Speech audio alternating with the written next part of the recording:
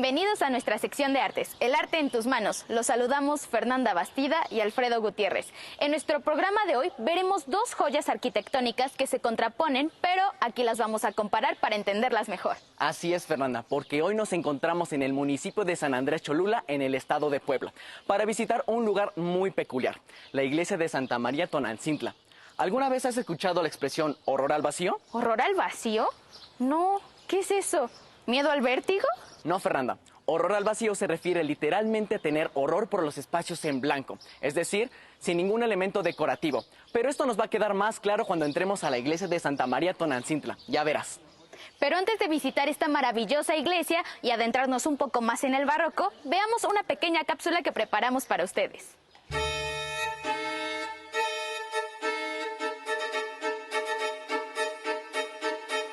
La palabra barroco proviene de una palabra portuguesa que se utiliza para denominar a una perla de forma irregular.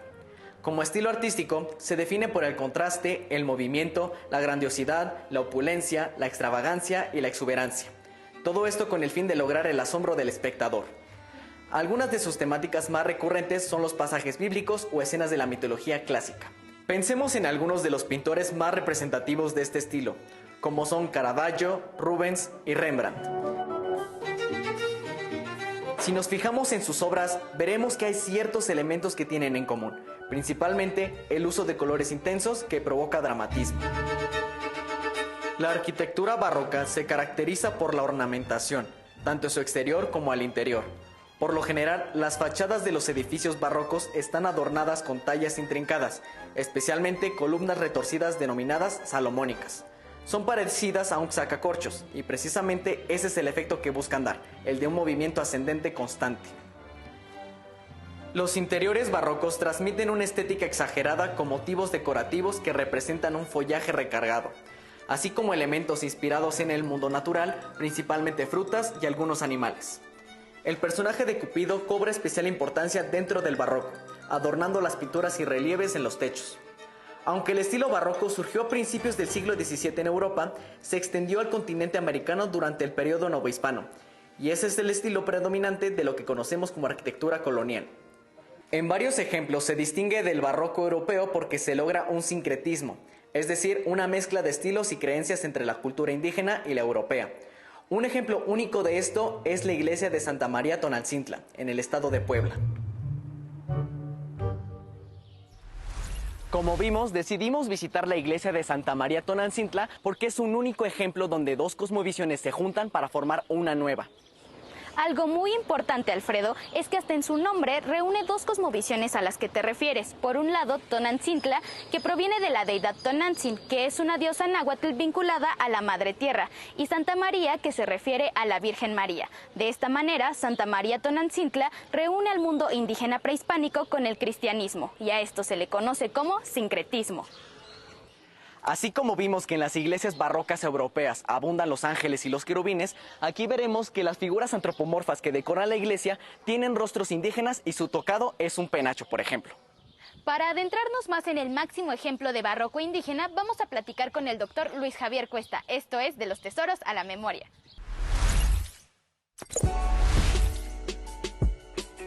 ¿Qué es el sincretismo? Habría que decir que la llegada de las formas artísticas, fundamentalmente de origen europeo a América, a partir de la conquista, a partir de principios del siglo XVI, se va a ver fuertemente modificada o influida o cambiada por todo lo que rodeaba a los pueblos americanos. El sincretismo sería esa consecuencia de la fusión entre mundos que genera nuevas formas artísticas que ya no son ni americanas ni europeas, sino propias, y que le da un carácter a la producción estética del continente a partir de ese momento, a partir del siglo XVI. Las particularidades son la posibilidad por parte de los artistas de experimentar en unas formas y en unas manifestaciones que fueron muy aceptadas en la sociedad de la época, en la sociedad novohispana, y que finalmente reflejaban su ambiente social, su ambiente político, su ambiente intelectual, incluso su ambiente filosófico o literario. Cosas como el criollismo, como la creación y el mantenimiento de una sociedad hispánica, de una sociedad perteneciente a los reinos de la monarquía hispánica, todo lo que tenía que ver con la religión o incluso la pervivencia, como en este caso, de formas propias de la tierra, como decían en la época, pues se explicarían esa experimentación que llamamos arte novohispano, arte virreinal o, si quieren, arte barroco novohispano.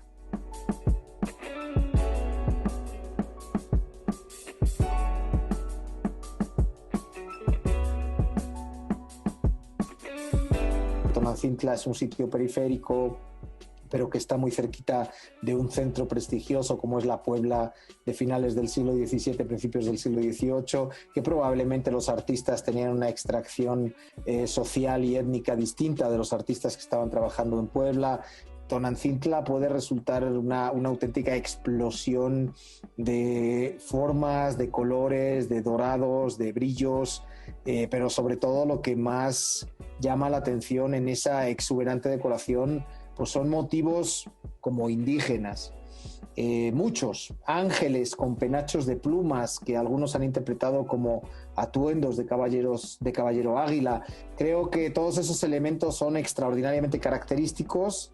Como dije antes, no son únicos, pero sí son muy característicos.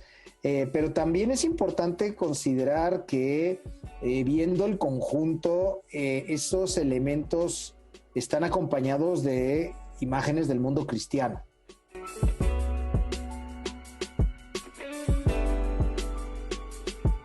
Sabemos que la construcción ya se inicia en el siglo XVI, cuando Tonantzintla era una parte del señorío de Cholula y apenas estaban insertándose dentro de la sociedad novohispana. Todavía hay alguna construcción, como la pequeña capilla que está a la izquierda de la iglesia en el atrio, que probablemente son todavía del siglo XVI. La obra fundamental, la obra central, yo diría toda la nave, el crucero, la cúpula, la sacristía, el altar mayor, pues es de finales del siglo XVII, muy principios del siglo XVIII. Probablemente esas son las mismas fechas para la decoración. La decoración sería de 1600 y mucho, 1700 y poco. Y bueno, pues digamos que la última etapa ya sería de finales del 18, en el que se ampliaría la nave y se construiría una nueva fachada, probablemente ya en el siglo XIX. Entonces sí, bueno, pues tendríamos al menos 3, incluso tal vez 4 etapas constructivas, pero sí quiero decir que esas etapas constructivas fueron sobre edificios funcionales que ya existieron en su época y que estuvieron terminados en cada uno de esos momentos.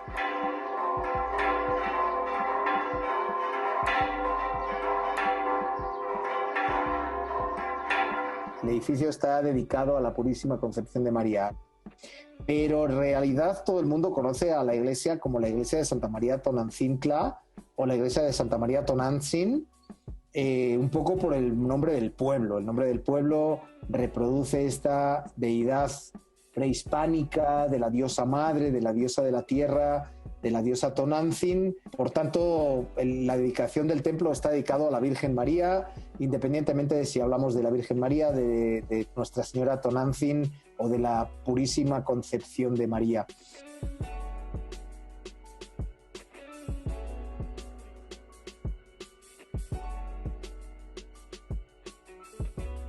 Yo creo que en realidad lo que ocurre es que el templo tiene una lectura que conjuga dos significados de distinta procedencia, pero que son compatibles, que son asimilables y que por tanto permiten entender el concepto desde dos aproximaciones. Es decir, yo no creo que haya una cosmovisión cristiana y una cosmovisión prehispánica y por tanto se pueda leer de dos maneras el templo, sino que el templo tiene un significado que se puede entender desde dos posiciones. Y creo que esa era la intención original. En realidad, la intención original era facilitar la posibilidad de comprensión de fuerzas religiosas, de potencias religiosas, tanto si uno provenía de una tradición como si provenía de otra, como si su formación era distinta.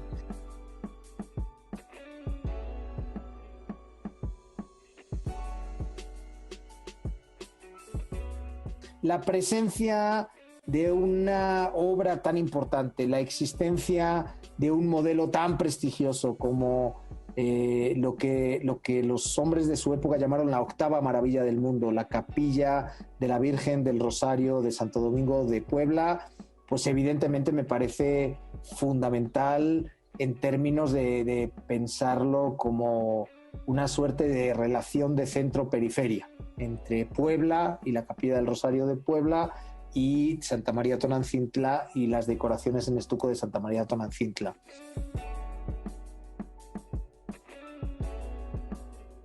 Con esta abundancia decorativa, con esta desmaterialización de la estructura, con este abigarramiento de los motivos, con esta especie de pues como sentirnos abrumados ante esto, evidentemente lo que se busca por parte de los artífices, por parte de los artistas, es que haya un predominio de la sensación sobre las razones, que la persona que lo vea no se pare a pensar, sino que se pare a sentir, se pare pues ver, a sentir casi táctilmente lo que está en la decoración, de que sea el corazón el que mande sobre el pensamiento, que se muevan las emociones. En términos generales, ¿qué está representando al interior de la iglesia con las figuras antropomorfas y las frutas? La representación al interior de la iglesia es la de un paraíso americano, es la de un cielo americano, es la de un territorio del milagro comprensible para los americanos. ¡Qué impresionante! Me pregunto si alguien ya se habrá dado a la tarea de contar todos los rostros que están representados. Es que no hay ningún centímetro sin cubrir. Ahora sí me queda claro a lo que se refiere la expresión horror al vacío. Me pude haber quedado horas viendo cada una de las caras, todas son distintas y también me divertí mucho identificando frutas. Pude ver cacao, guayabas y creo que tejocotes y zapotes. Cuéntenos qué descubrieron en esta iglesia y también compártanos si en sus estados o cerca de su comunidad hay algún ejemplo de arquitectura barroca. Como les contamos al principio de este programa, en nuestra segunda parte vamos a analizar un caso que representa un contrapunto a Tonancintla. ¿A qué me refiero? A que veremos que en la simpleza y limpieza de sus elementos arquitectónicos radica su valor. Así es, Alfredo. Se trata de la Capilla de las Capuchinas en Tlalpan, en la Ciudad de México, del afamado arquitecto tapatío Luis Barragán. Así como vimos que existe algo llamado horror al vacío, con el arquitecto Luis Barragán podríamos hablar de algo así como pánico al ornamento. Tienes razón, Fernanda, esto es Bajo la Lupa. Pero, ¿qué les parece si antes de irnos a platicar con el doctor Aníbal Figueroa, quien fue amigo de Luis Barragán y tiene mucho que compartirnos sobre este arquitecto, vamos a conocer los elementos principales de esta hermosa construcción religiosa, la Capilla de las Capuchinas? La capilla y convento de las Capuchinas Sacramentarias es obra del renombrado arquitecto mexicano Luis Barragán y se inauguró en 1960. La obra se extendió 7 años, el tiempo necesario para que este arquitecto pudiera incorporar todos y cada uno de los detalles que la componen. Desde el momento en que se ingresa a la capilla, los detalles, los colores y los juegos de luces y sombras sorprenden a quien la visita. El primer espacio de recepción es un pequeño patio en el que se encuentra una pileta sobre la que flotan flores blancas. Al otro extremo de la pileta se encuentra el acceso a la capilla principal, junto a una pequeña escalera de piedra. En este espacio destaca una banca larga y muy simple que parece estar flotando. En el interior del espacio se utilizó un vidrio de color rosado que ilumina el ambiente y le da una tonalidad de luz especial. Los pisos son de madera y en el altar se destaca el trabajo escultórico de los rectángulos dorados diseñados por Matías Geritz. Cabe destacar que en todo el edificio hay pequeños detalles que enriquecen esta bella obra arquitectónica, como una ventana cuya luz amarilla se refleja sobre el muro de madera o el mobiliario y las puertas, que demuestran la prolijidad con la que trabajaba Luis Barragán, quien no solo accedió a realizar este proyecto gratuitamente, sino que financió una buena parte de su realización. ¡Qué belleza de lugar! Totalmente distinto a lo que vimos en Tonantzintla. La Capilla de las Capuchinas es un ejemplo representativo de la obra del arquitecto Luis Barragán. Y para conocer más de cerca su obra, vamos a platicar con el doctor Aníbal Figueroa. Doctor, bienvenido al programa. Muchas gracias por aceptar la entrevista. Vamos a comenzar. ¿Cuáles son los principales valores filosóficos y estéticos en la obra de Luis Barragán? Bueno, yo creo que la obra de Luis Barragán es una obra muy significativa para la arquitectura contemporánea, para el diseño en general y evidentemente para el diseño mexicano, porque Barragán hizo una recuperación de elementos estéticos tradicionales, pero los contemporizó, los hizo actuales, los hizo modernos. La arquitectura de Barragán es una arquitectura muy contemporánea. Y por otro lado, la arquitectura de Barragán refleja un profundo conocimiento filosófico de esta visión del mundo. Yo siempre he pensado que Barragán tuvo la libertad de hacer distintas propuestas y estas propuestas formales, construidas, siempre estuvieron asociadas a una idea de forma de vida.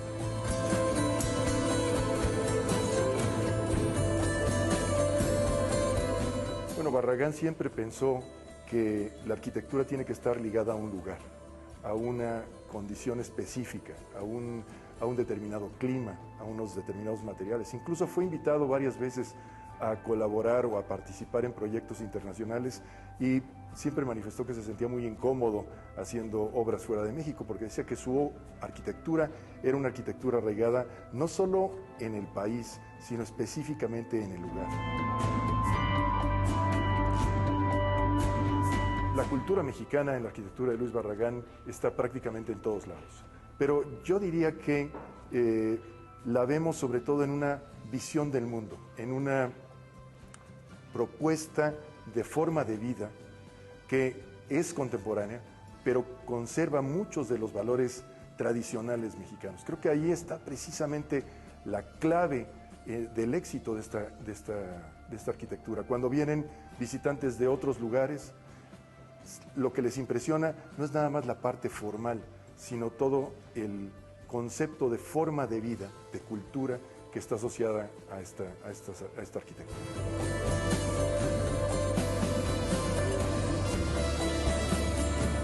Cuando uno visita la casa de Luis Barragán, o los jardines de Luis Barragán, o la capilla de las Capuchinas, uno queda muy impresionado por lo contemporáneo que parece esta arquitectura, por lo actual. Pareciera que se hubiera construido el año pasado. Y sin embargo, por ejemplo, esta casa en la que estamos ahorita, se va acercando ya casi a los 100 años. Tiene más de 80 años de construida. Y cuando uno la ve, se da cuenta que esto pudo haber sido construido ayer. Y la cita de Kant me gusta mucho porque Kant se hospedó aquí y decía que la arquitectura de Luis Barragán pudo haber sido construida hace 100 años o dentro de 100 años. Y yo creo que eso es precisamente el espíritu de la temporalidad.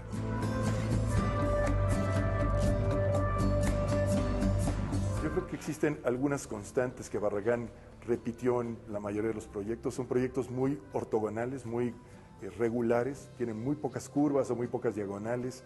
Normalmente emplean espacios de dimensiones muy generosas. Esa es otra característica de la arquitectura de Luis Barragán. Otra constante es siempre este cuidado en la transición entre el interior y el exterior. Otra característica, otra constante en la obra de Barragán es el empleo de materiales muy simples, muy sencillos, ¿no? Aplanados en los muros, piedra en los pisos, madera. Siempre se utiliza esta paleta de materiales que realmente son muy simples y sencillos.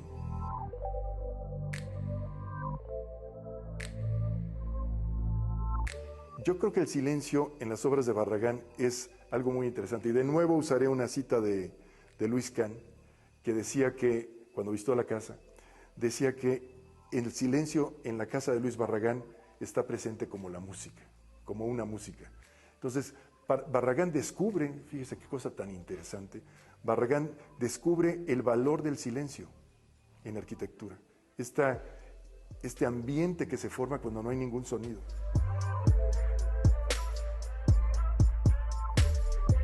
Yo creo que la Capilla de las Capuchinas es una de las grandes obras de Barragán, porque tuvo la posibilidad de darse el tiempo para diseñarla. No sé si usted lo sabe, pero esta capilla se hizo inmediatamente después de que se concluyó el Pedregal y Barragán estuvo muy involucrado en su ejecución, que tardó muchos años, no fue una obra pequeña. Y precisamente lo que buscaba Barragán era transmitir esta sensación de la presencia, yo diría que de Dios. Él era un hombre muy religioso y en la capilla se busca precisamente eso, ¿no? Cómo poder sentir un ambiente místico, un ambiente de recogimiento en un espacio relativamente pequeño. La capilla lo logra de una manera magnífica, sobre todo a través del juego del silencio del que ya hablamos, pero también a través del juego de la luz y particularmente del sol y del agua. Doctor, ¿en qué sentido se puede decir que el trabajo arquitectónico de Barragán es autobiográfico? El trabajo arquitectónico de Barragán es autobiográfico prácticamente en todos los sentidos, porque Barragán, que era un ingeniero civil de formación, se autoformó como arquitecto. Y esta autoformación fue a través de sus experiencias, viajes, vivencias, observaciones y amigos que siempre jugaron un papel muy importante en su formación arquitectónica. Entonces, Barragán literalmente a lo largo de toda su vida fue coleccionando experiencias e integrándolas en sus propuestas arquitectónicas.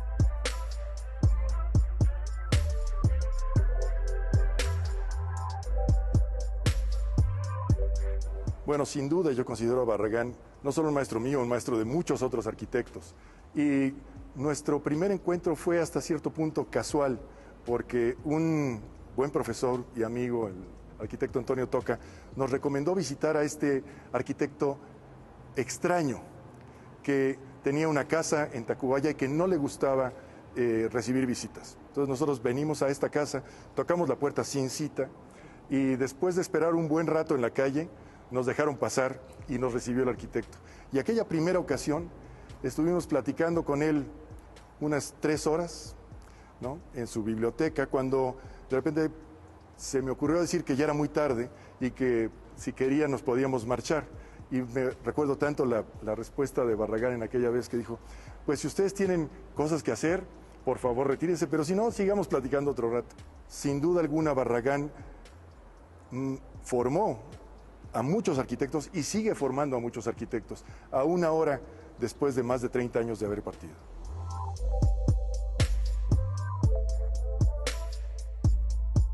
Yo creo que el legado de Barragán más importante es demostrarnos que hay que sentirnos orgullosos de México, que no debemos de copiar estilos o formas de ser de otros lugares, ¿no? Creo que ese es un legado realmente magnífico de Barragán, pero la base filosófica de esta apropiación del lugar, de este recuperar los materiales, de este conservar las tradiciones, no las tradiciones primitivas, sino las tradiciones que nos hacen sentir mejor, que nos dan mejor calidad de vida.